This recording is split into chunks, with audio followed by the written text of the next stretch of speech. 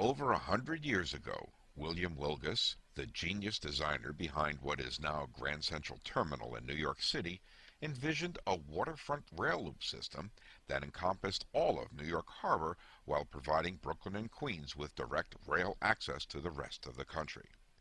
The crown in this jewel that he envisioned was to be the Verrazzano Narrows rail tunnel between Bay Ridge in Brooklyn and St. George on Staten Island.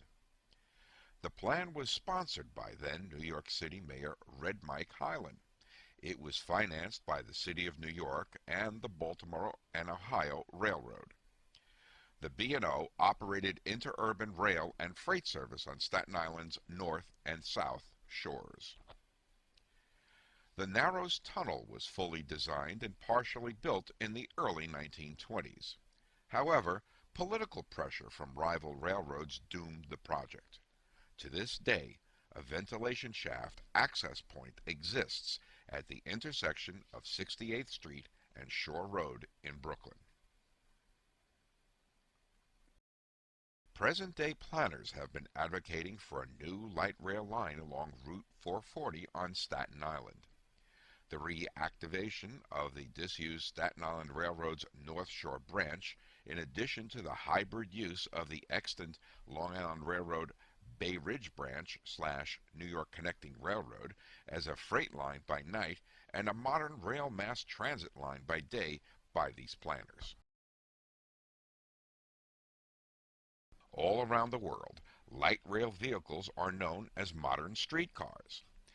They have proven to be an extremely effective tool for urban economic revitalization. Just as the pioneer steam railroads opened the frontier during the days of yore, modern streetcars / light rail have been transforming depressed urban areas into economic dynamos, creating new jobs and housing opportunities along their routes.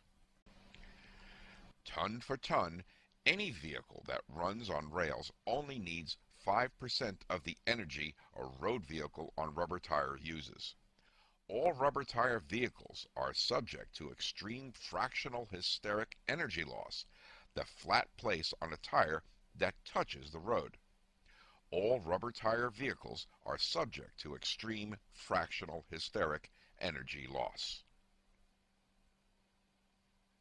A major advantage of electric-powered rail transit is that streetcars have no tailpipes and produce zero pollution emissions.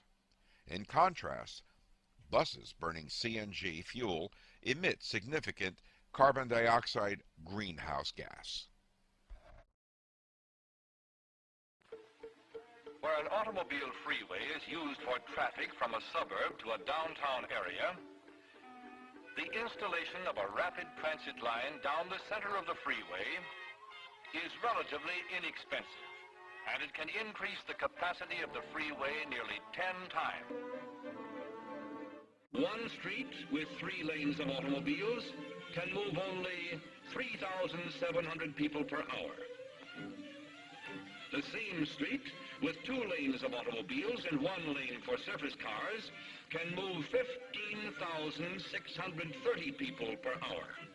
This great increase is possible because 86% of these people will be carried by the public transit vehicle. One trolley coach provides enough transportation per trip to eliminate the need for as many as 50 parking spaces in a downtown area. A modern streetcar, with its large carrying capacity, handles enough traffic each day to remove hundreds of cars from heavily congested downtown areas.